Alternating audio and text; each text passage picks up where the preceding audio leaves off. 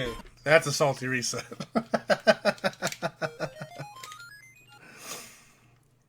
That's a salty reset.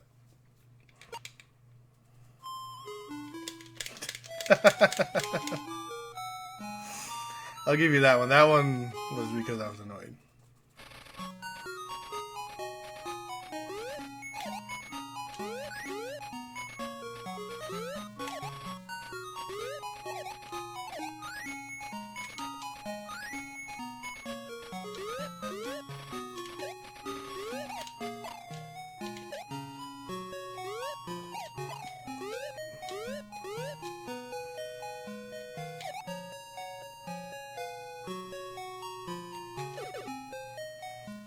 So I do find myself double tapping everything just to make sure that whatever action I'm trying to do actually comes out.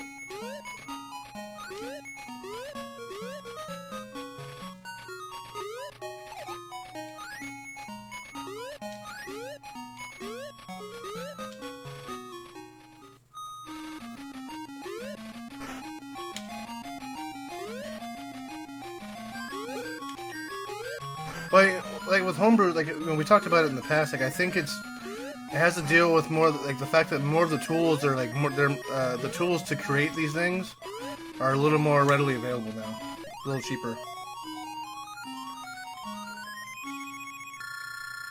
Oh yeah, the NES Room Escape, that thing was awesome.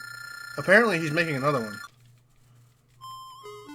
He was teasing it on the Instagram. I think he's making a second one.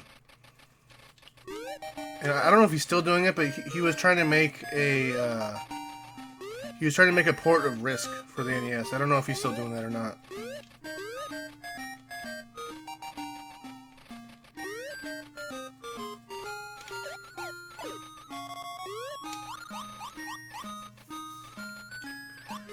Like he also made a functional version of ET for the console. I'm kind of bummed out that I didn't get it when it was still for sale.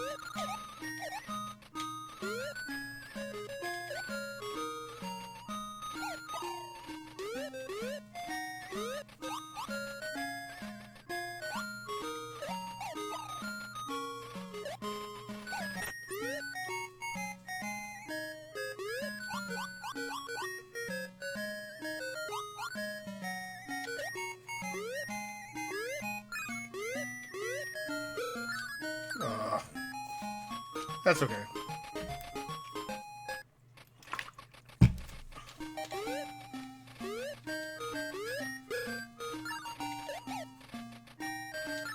Can you bounce it? You can. Okay.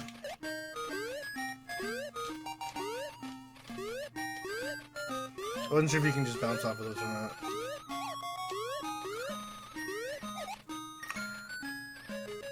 So close to getting health too. Bummer.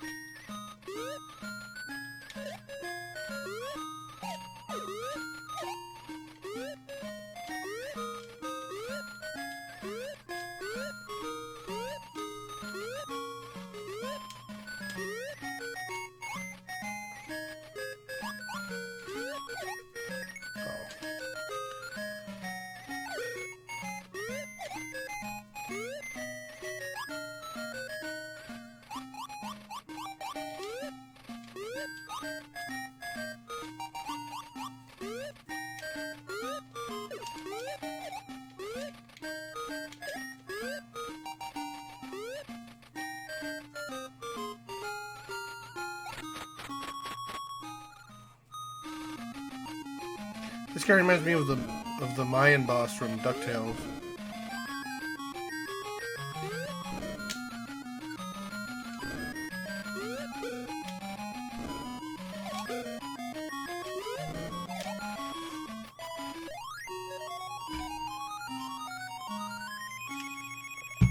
Or not Mayan, the Amazonian.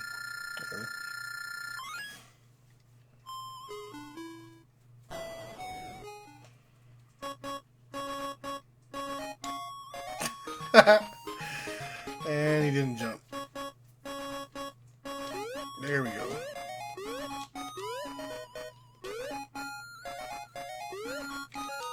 What are you doing? I don't know what's going on right now. He's sliding all over the place.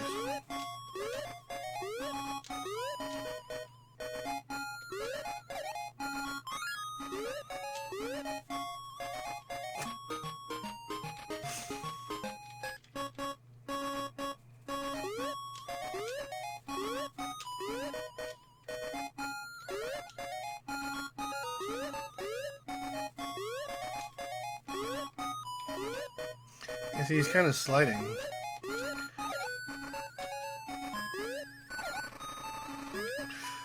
Ugh.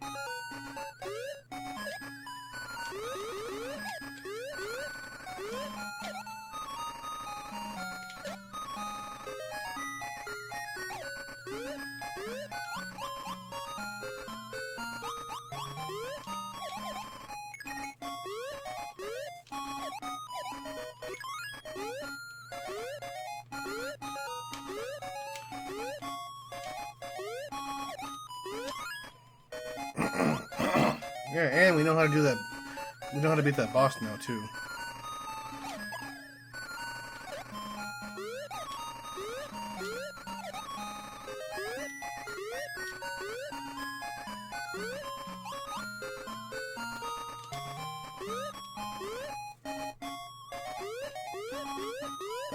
We haven't done the world yet. We've done Bart vs. Space Mutants, and we've done Bartman meets Radioactive Man. And we haven't done Krusty's Funhouse yet.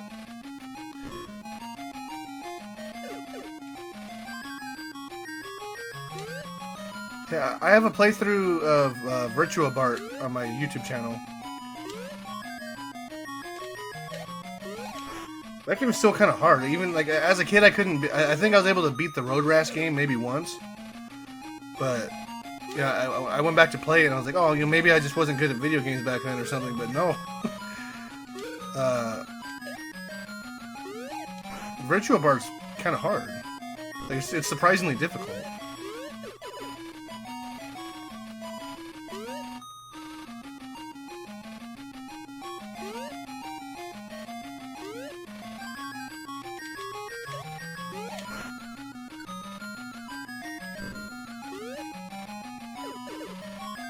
Yeah, that game's tough too because the angles. Because you can throw them at angles as well and have it work.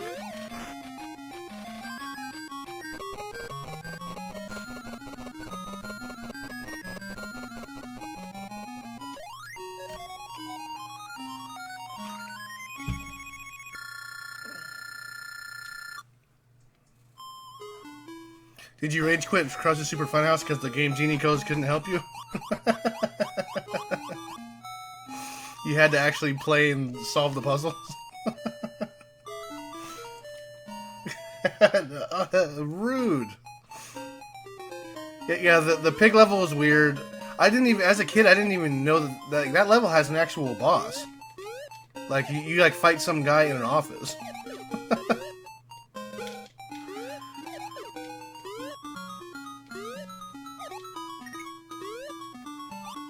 Hey, what's up, Radix? Welcome. Yeah, the game in the game is virtually no different. Oh, so this is basically the Game Gear game just on the... Yeah, okay, we were talking about that earlier.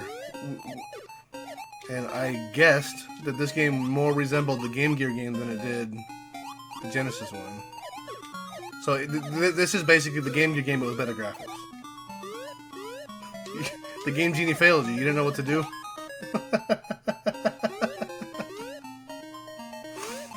No, it still makes me laugh when you were playing Terminator and you had you had like moon gravity on, so you missed through the little box, and then you just, instead of going back and doing what you're supposed to do, you literally just jumped up there.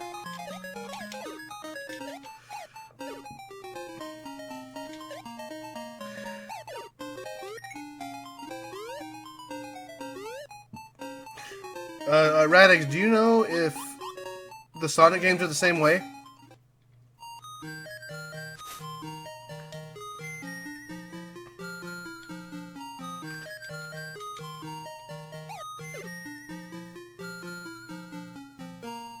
Oh, they are not. They're not the same. So they're all different games. That's interesting. Okay, yeah, because... Yeah, because my friend had the Game Gear. You know, we played Sonic for a little bit on it because that's the game he got when he got the system. Alright, Sonic 1 and 2 are completely different. Okay. Very cool. I'm trying to, like... jump, dummy. I'm trying to start collecting for the Master System. Mainly because, I mean, honestly, I think the system is really underrated because it's compared to the NES, really, and the NES was such a monster that they had such a stranglehold on developers. Oops, that the library is so small, but the games that are on it are all. Personally, I think that all the games that are duplicates on the NES, I think the better version is always on the Master System.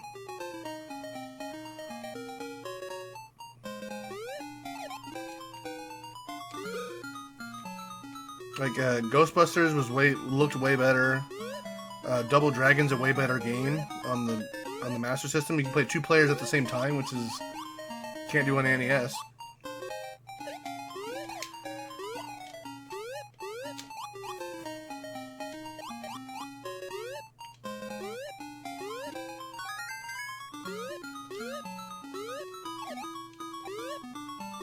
Well, so it got left in the dust in America.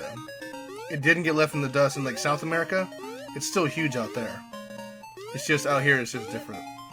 Oops.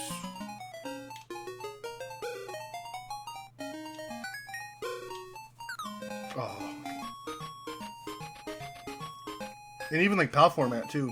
I think it's just in America because I think the NES had such a stranglehold that it just couldn't compete.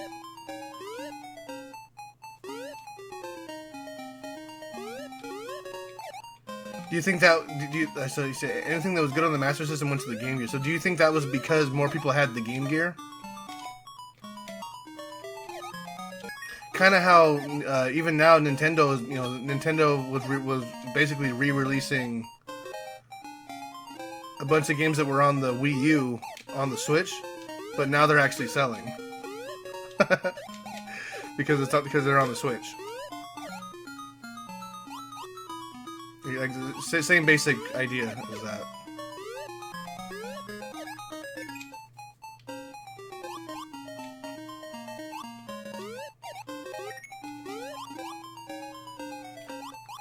Yeah, my neighbor had my neighbor, I had the NES, and then my neighbor had the Master System. It is not the same neighbor that we colluded to get the Super Nintendo and Genesis from. Different guy.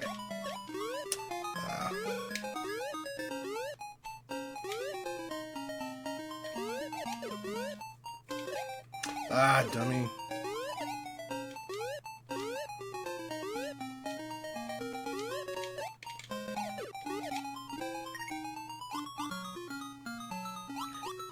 Yeah, I remember the Game Gear being kind of not like kind of being pretty bad on batteries. Like his battery life was terrible. Is there a Lion King on the Master System? I don't know. Oh wow, that's cool. Oh, I might actually look into that because we played the NES. The NES version is terrible. Like the PAL formatted, like the PAL exclusive Lion King. It was awful for the NES.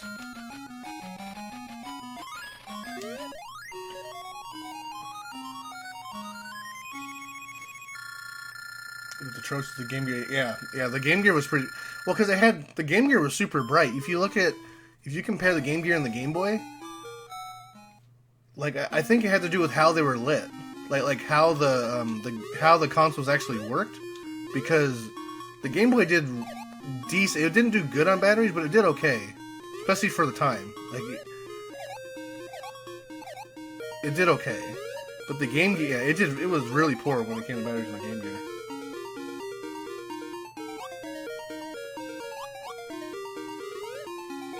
Well, like well, because we played The Lion King and we played Aladdin on that collection. That wasn't too bad.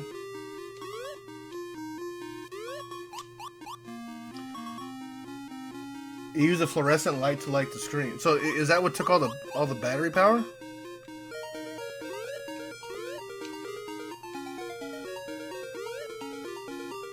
Yeah, because I do remember the Game Gear being really bright. It was way brighter than the Game Boy.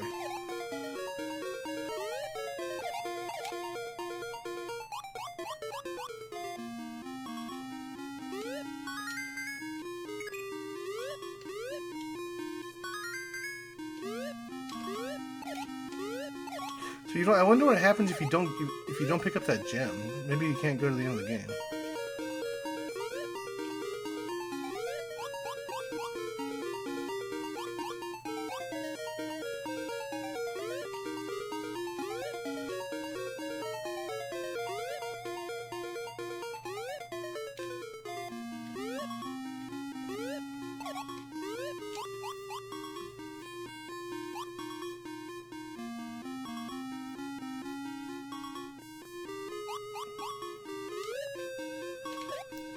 Yeah, I want to start collecting for the Master System just because, one, I think it's a good... I do think it's a legitimately a good console.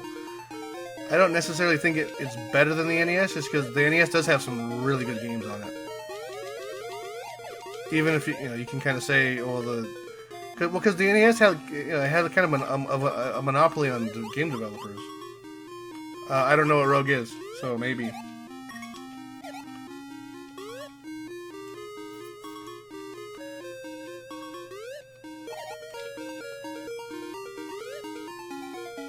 Because I have R-Type, but for some, it doesn't play on this console. For some, like it doesn't, like even using the converter, it doesn't work.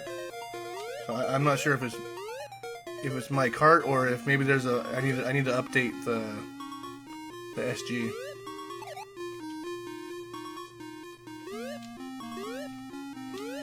Because there is so I'm not sure if they actually update the firmware on this thing when they send it out. They might not.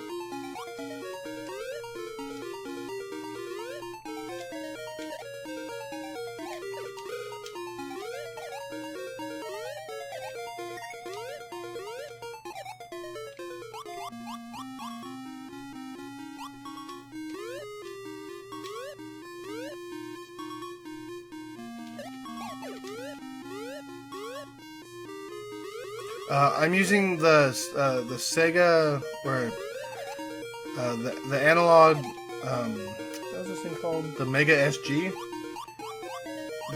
Is the company that made the Super NT. It's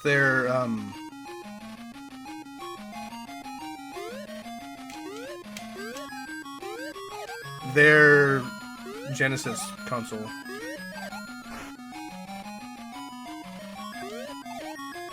Yeah, so I'm using the real Master System cart with the SG came with a cart converter to play Master System games on the SG.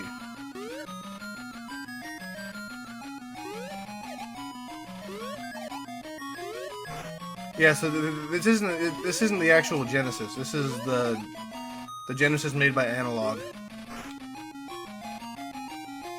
You have the model with the base power converter on it. Yeah, so apparently, unfortunately, they're sold out right now. But they sell a series of adapters, so you can play the card game, like the cards. You can play Game Gear, and you can play. I guess there's also a certain chipset. I guess I think it's MG1000 or something like that. That doesn't work with the current converter I have right now. But they give you that other one, which actually could be the reason why some of my Master System games aren't working.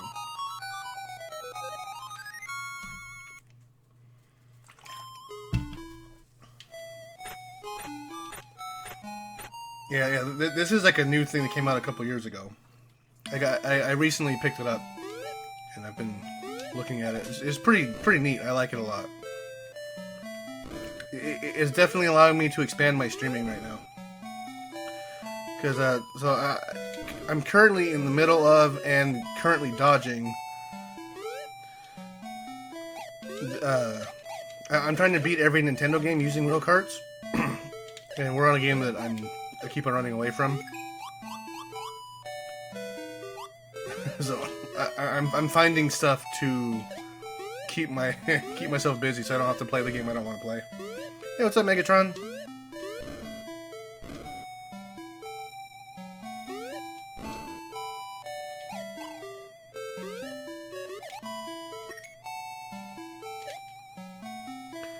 I don't know. Columns 3 for sure was. I don't know if 2 was.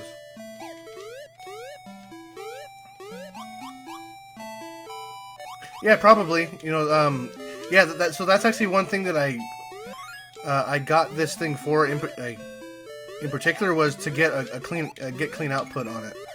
Cause we've talked about it in the past. I'm not a huge fan of scanlines.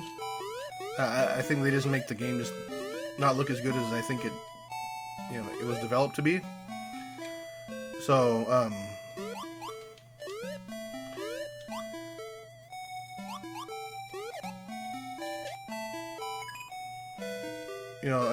I like this crisp picture. So for the NES challenge, I'm using the retro USB AVS console, which is lagless HDMI output, beautiful picture with no input lag. So I'm using that for the NES challenge. We're on like 185, I think, a game 185, which is pretty cool. Well, right now we're. I didn't plan it. Busy talking.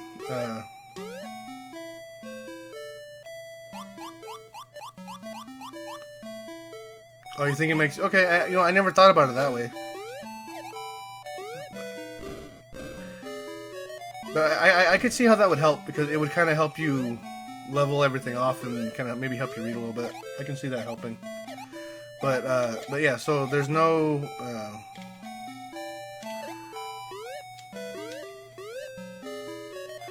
Yeah, so I'm trying to beat every Nintendo game using real carts, which is... It's been a challenge so far. We're especially because we're not using emulators. We definitely run the risk of some carts just not working properly or whatever. We've had a couple games soft lock on us. We've had some issues, but it definitely feels honestly a little better to be using the real carts.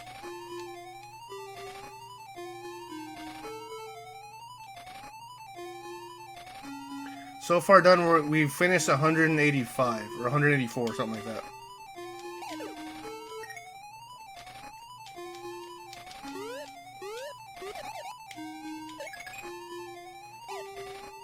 You doing? Oh, I've played that one already. Snake's Revenge was good.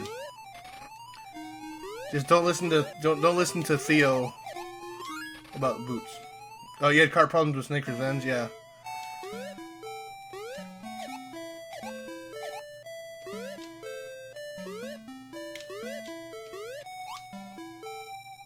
But yeah, it definitely feels, for me, it feels a lot better too using like an actual NES controller. With an emulator, unless you have some type of converter for, to put an NES controller on, USB or something, you're gonna have to use like a modern controller, and they just don't feel the same.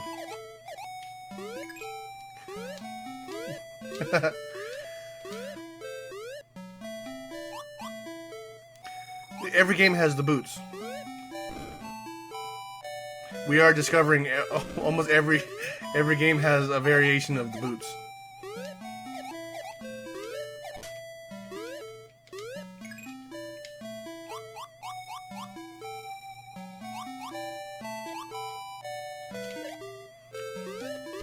Well, yeah. So speaking of the delay, so that's actually I bought the Sega Classics collection on the Xbox One, and whatever the emulation, whatever they did with that is awful because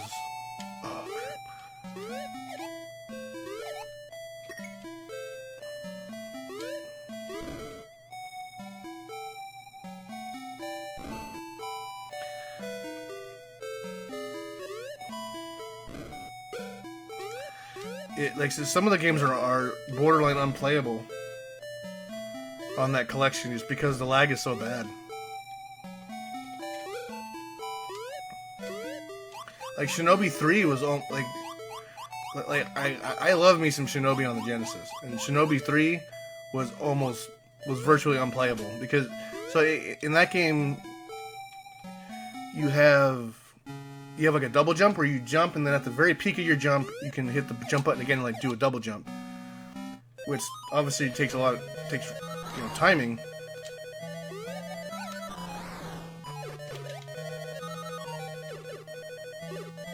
Oof. And with the input delay, it's almost impossible to do that, to do the double jump, because it's such a visually oriented cue to do that once you see it, okay, I need to hit the button, it's too late. You've already missed the window for the input.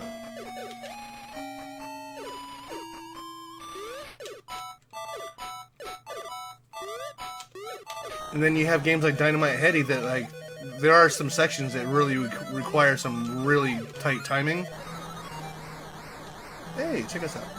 And it's just, everything just doesn't feel right. Even Sonic took me kind of a long time to finish. And Sonic is one button. You know what I mean?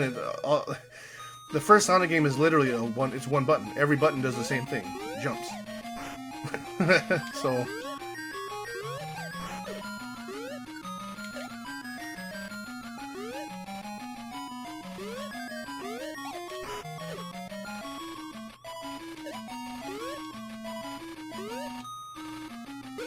if the one button doesn't work right, that's a problem.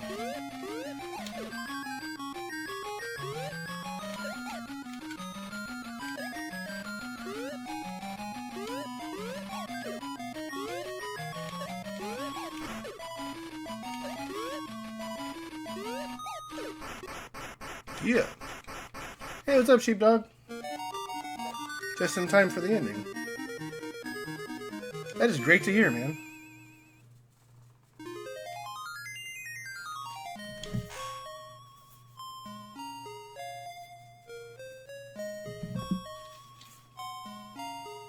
Oh, you checked out the Cobra Triangle video? Did you see the almost choke at the end? We burned through all of our continues, I think. And we got pretty good at the rest of the game. Because that game forces you to get good at it. Yeah, that game is good. It's a good game.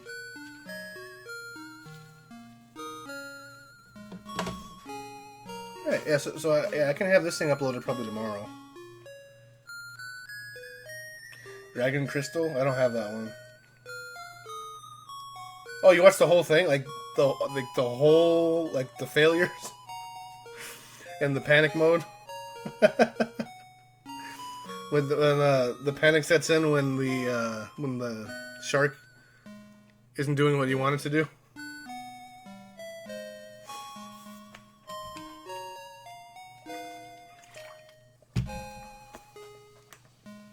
Mm-hmm.